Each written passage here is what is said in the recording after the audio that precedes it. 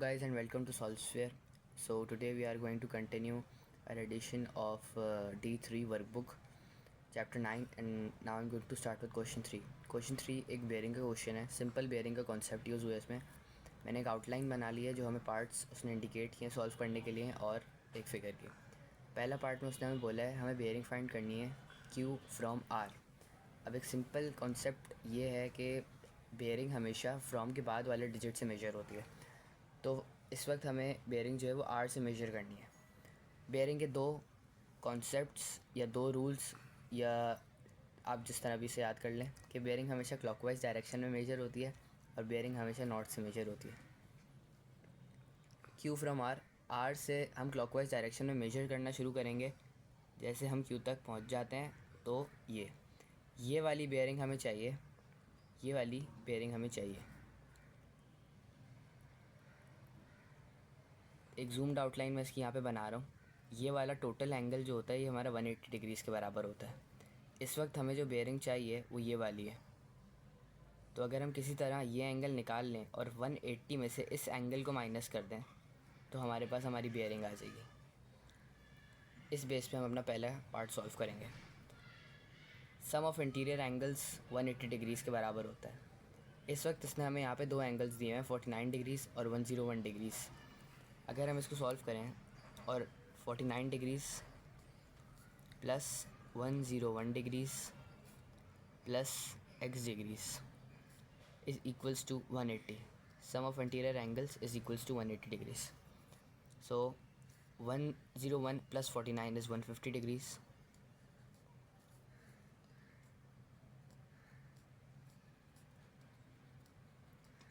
Hence x is equals to 30 degrees.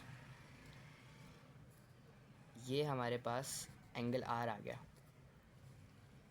अगर हम 180 में से, जो कि ये वाला एंगल है, ये आ गया 30 डिग्रीज़. 180 में से 30 माइनस करेंगे तो हमारे पास जो बेयरिंग आई है Q from R, 180 minus 30, hence जो हमारी बेयरिंग आई है वो है 150 डिग्रीज़. तो इस तरह हमारा सॉल्व हो गया part 1. Now let's move on to part 2. R from Q. Bearing is always measured from the north. तो हम Q पे एक नॉर्थ बनाएंगे और अब हम क्लॉकवाइज डायरेक्शन में मेजर करना शुरू करेंगे जैसे ही हम आर तक नहीं पहुंच जाते. ये हम आर तक पहुंच गए. अब एक जूम्ड आउटलाइन. ये वाला टोटल जो होता है ये 360 के बराबर होता है, 360 डिग्रीज़ के. और इस वक्त हमें जो बेयरिंग चाहिए वो यहाँ से लेके यहाँ तक की चाहिए. अगर हम किसी तरह ये वाला एंगल फाइंड आउट कर लें और इसको 360 में से सब्ट्रैक्ट कर दें तो हमारे पास ये टोटल बेयरिंग आ जाएगी. पिछली वीडियो में हमने एक ऑल्टरनेट एंगल्स का कॉन्सेप्ट पढ़ा था. जी फॉर्मेशन की वजह से ये 30 डिग्रीज़ है तो ये भी 30 डिग्रीज़ होगा. हेंस 360 में से अगर हम ये वाला 30 माइनस कर दें तो हमारे पास हमारी बेयरिंग आ जाएगी, that is R from Q. So part 2, 360 minus 30 is equals to 330 degrees. ये हमारे पास सेकंड पार्ट भी सॉल्व हो गया. आपको समझ आ गया होगा. अब हम मूव करते हैं पार्ट बी पे. Let's move on to part B. Part B में हमें उसने पी क्यू की वैल्यू दी है 1.45 किलोमीटर, जो कि मैंने यहाँ ड्रॉ कर ली. और उसने हमें बोला हमें लेंथ निकालनी है पी आर की, which is this length. P Q की लेंथ हमारे पास 1.45 है और हमें पी आर की लेंथ निकालनी है. इसके लिए हम साइन रूल का कॉन्सेप्ट यूज़ करेंगे जो कि हम प्रीवियस क्लासेस में पढ़ चुके हैं.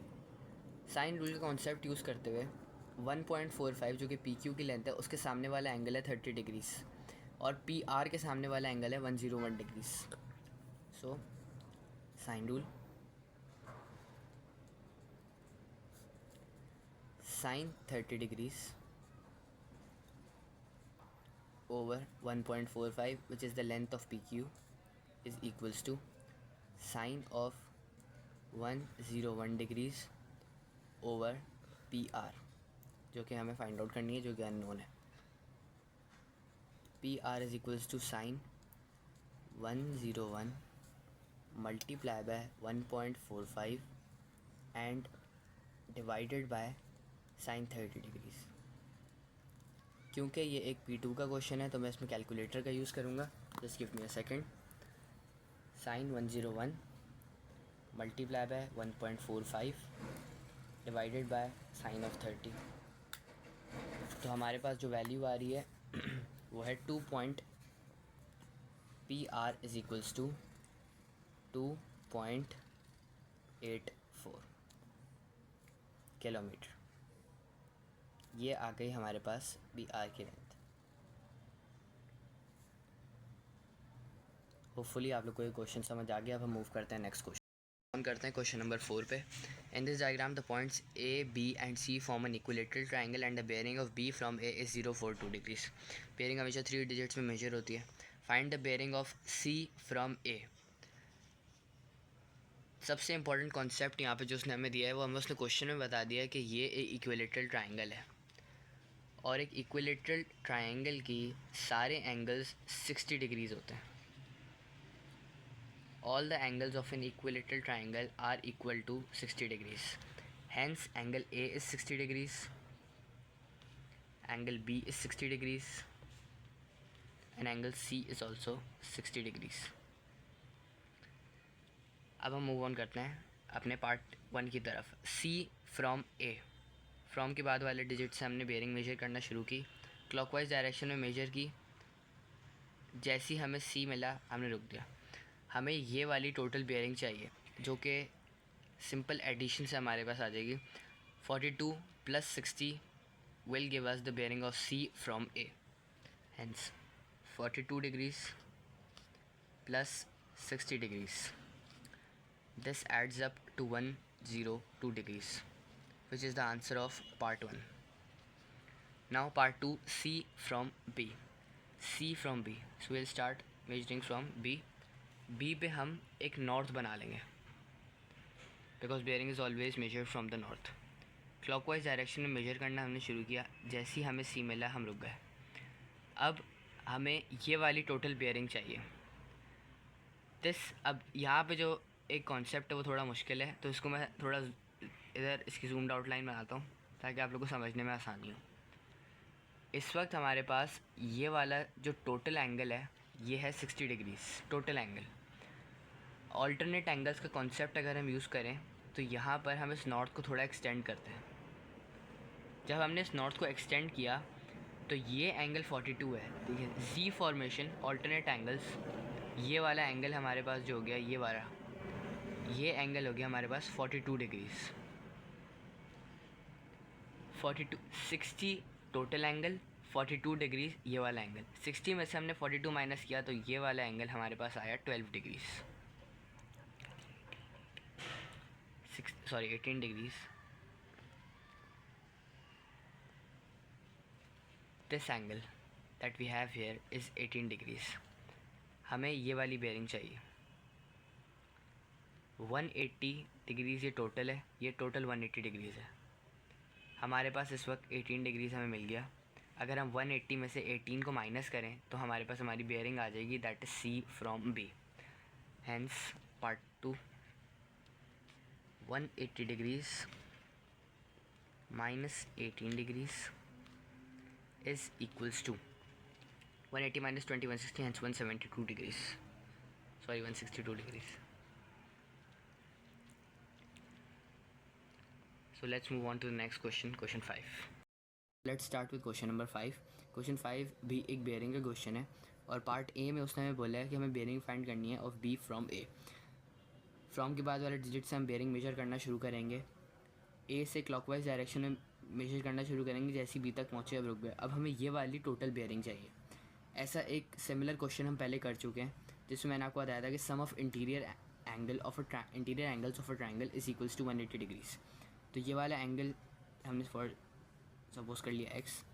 सो for part A 92 plus 54 plus x is equals to 180 degrees. Hence x is equals to 182 minus 92 plus 54। तो हमारे पास x आ गया 34 डिग्रीज। ठीक है, x हमारे पास 34 आ गया। अगर हमें ये वाली बेयरिंग चाहिए दैट इज़ बी फ्रॉम ए, तो हम 50 में एक्स को ऐड कर लेंगे, इस तरह हमारे पास बी फ्रॉम ए बेयरिंग आ जाएगी. So 50 plus x which is 34 degrees is equals to 84 degrees. और अब बेयरिंग हमेशा 3 डिजिट्स में लिखी जाती है, हैंस हमारा आंसर पार्ट ए का होगा 084. ओके, सो ये हमारा पार्ट ए सॉल्व हो गया. Now let's move on to part B. Part B कह रहा है सी फ्रॉम ए. ये एक बिल्कुल बेसिक सवाल है और क्वेश्चन हमें ये इंडिकेट किया हुआ है टोटली. ए से हम क्लॉकवाइज मेजर करना शुरू करेंगे और जैसे सी तक पहुँचेंगे तो ये वाला एंगल जो उसने हमें दिया हुआ है वो ये है 50 degrees. 50 degrees is also the our bearing of C from A. Hence, part B is equals to 050. ये हमारा पार्ट बी का आंसर हो गया. Now let's move on to part C. A from B. अच्छा, आप ये देखिए हमने बी फ्रॉम में निकाला हुआ है, तो अब रिवर्स बेयरिंग के लिए मैं अब आपको एक ऐसा शॉर्टकट बताऊंगा जो इससे पहले आपको किसी ने नहीं बताया होगा. ये एक बहुत हेल्पफुल शॉर्टकट है और ये हमेशा वर्क करेगा आपके लिए. ए फ्रॉम बी निकालने के लिए शॉर्टकट ये है कि अगर हम बी फ्रॉम ए की एग्जांपल लेते हैं. बी फ्रॉम ए की हमारी वैल्यू आई 84.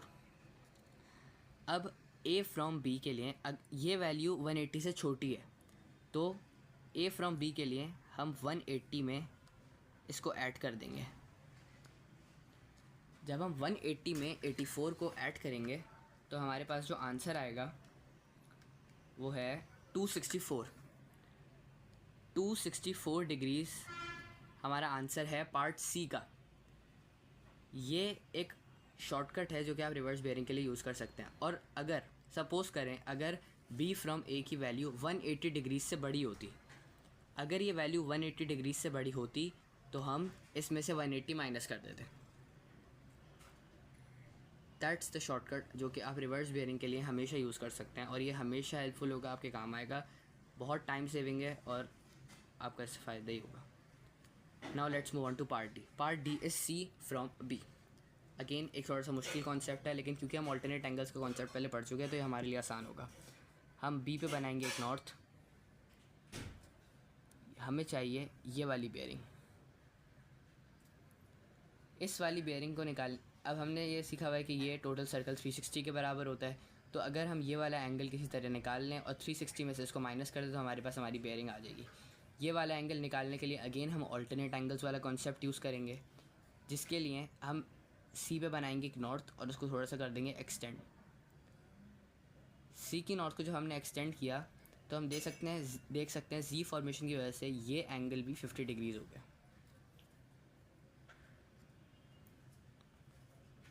ये एंगल 50 डिग्रीज हो गया. 92 में से हमने 50 माइनस किया. 92 minus 50 is equals to 42 degrees. तो हमारा जो ये वाला एंगल आया this is 42 degrees. Again alternate angles, G formation, hence ये 42 है तो ये भी 42 डिग्रीज होगा. नाउ वर्किंग कर लेते हैं थोड़ी. Part D 360 minus 42 is equals to 360 minus 42 is equals to 318 degrees. इस तरह हमारा पार्ट डी भी सॉल्व हो गया. नाउ पार्ट ई.